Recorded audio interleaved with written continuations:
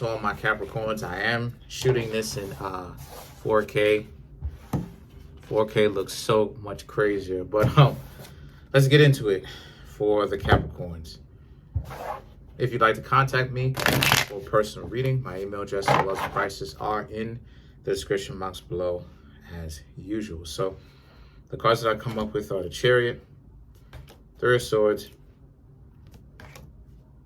Ten of Swords, Knight of Swords. What is this? Ace of Pentacles. Seriously? Hangman, Two of Cups, Knight of Pentacles, Eight of Wands thing. Oh, no. Same cards as Aquarius. Come on now. Sorry about that. Whenever it is that I get the same exact cards going on over and over, I'm like, come on, nah. All right, so let's get into it. All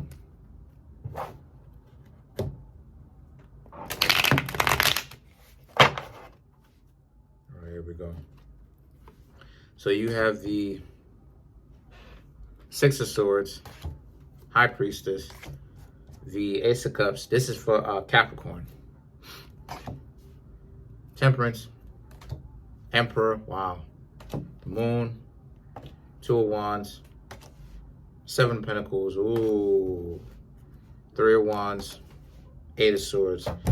All right, so what I'm seeing here for the Capricorns is I'm seeing how a lot of you Capricorns are in a situation where the Six of Swords, six is usually payback, get back, cause and effect, right? So Six of Swords, High Priestess, Ace of Cups.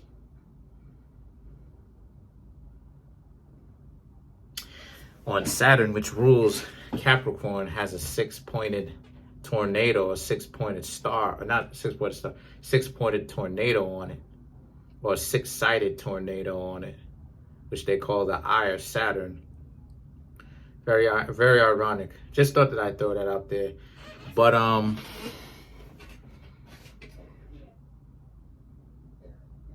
the Six of Swords, High Priestess, and the Ace of Cups.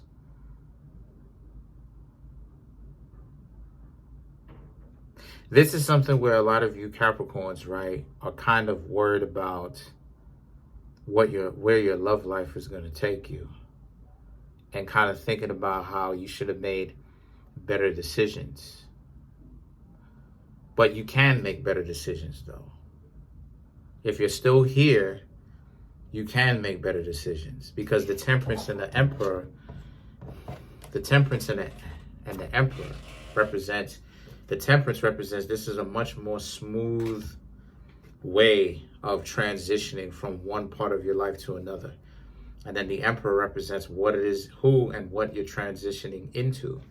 So you're transitioning, if you pay attention to the Emperor in essence is in a pretty much a meditative state. And this Emperor is guarded by their own dragon, if you see into the picture, which the dragon represents the knowledge, the wisdom, the understanding, the will to act, other principles. So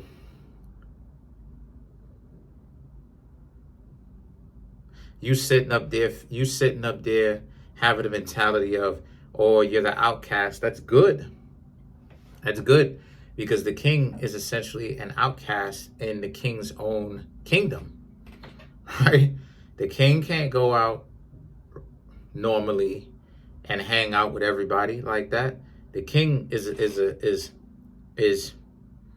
expected to think about the empowerment and freedom of the king's own village, kingdom, right? So the thing is that that's where you are now. You're thinking of things from a bigger perspective. The moon now represents your emotionalism, because obviously Cancer rules over the moon, but also in Tarot, Pisces is represented by the moon as well.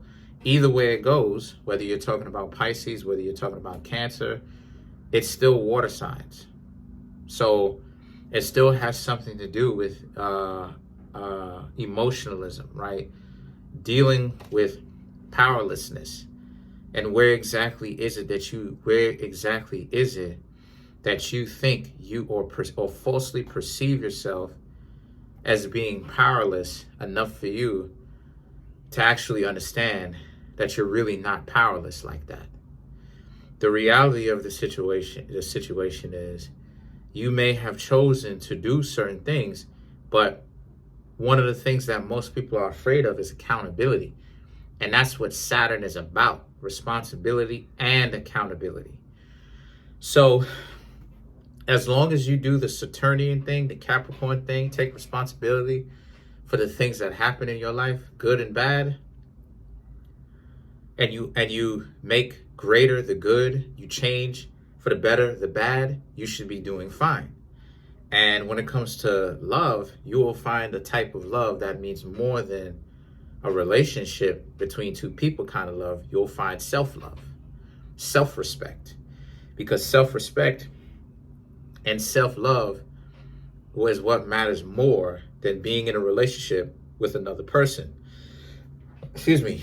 Too often times people get it messed up and they think that that's what love is. And then you have the Two of Wands and the Seven of Pentacles. Two of Wands and Seven of Pentacles represents you understand. I can go in on this all day, right? But long story short, you understand that there are many paths to this that you're going to have to, I know I'm getting kind of, but point is, just know that ultimately the decision is up to you, what it is that you do in your own life. You can essentially step up and be royalty, or you can choose to be here. Six of Swords, right? Stuck in the wheel of karma over and over, waiting for somebody to get back at you type stuff. And see, the thing is that the Three of Wands and the Eight of Swords, the Three of Wands and the Eight of Swords represents how a lot of you Capricorns as well needs to understand that things are not as terrible or as arduous as you would think. The Three of Wands and the Eight of Swords, the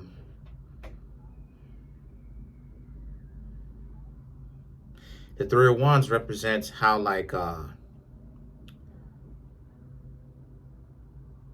how you need to be able, okay, so I'm gonna give you some information. How it is that some of you Capricorns can start going about handling your business is pay attention to one small detail at a time and fix certain problems, or fix problems one problem at a time. Don't try to eat all the problems. Eat one problem at a time. Get rid of one problem at a time. Fix one problem at a time. And see, the things that the Eight of Swords represents this being a situation where the Eight of Swords is about how building and destroying. So what you have to build, essentially, or what you have built rather, is the false image of yourself, and now you have to destroy it. So let's get into it. Let's clarify the Eight of Swords.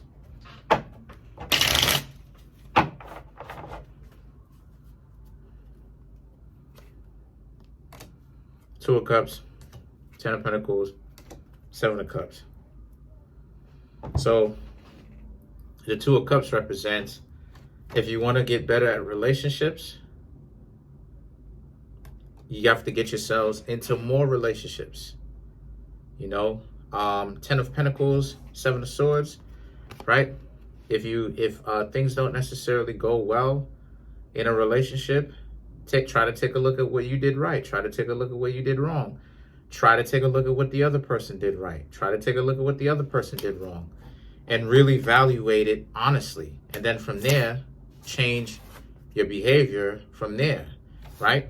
Because essentially, that's one of the paths. That's what it is that I was doing. So that's pretty much it. Comment on the video, like the video, subscribe. Peace.